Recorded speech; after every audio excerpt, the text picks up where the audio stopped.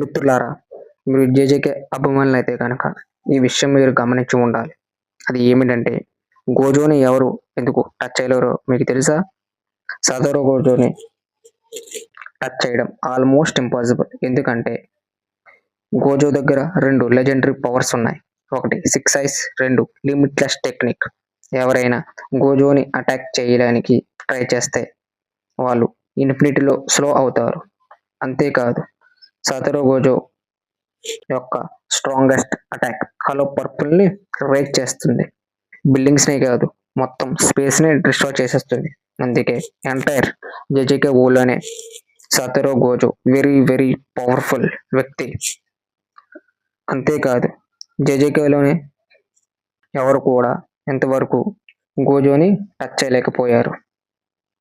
అందుకే పెద్దలు ఒక మాట అన్నారు, గోజో ఉన్నంత వరకు మనల్ని బీట్ చేసే వ్యక్తులు ఎవరూ లేరు అని అన్నారు.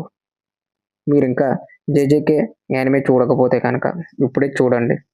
ఇలాంటి మరిన్ని విషయాల కోసం ఇప్పుడే మన ఛానల్ని సబ్స్క్రైబ్ చేయండి మిత్రులారా.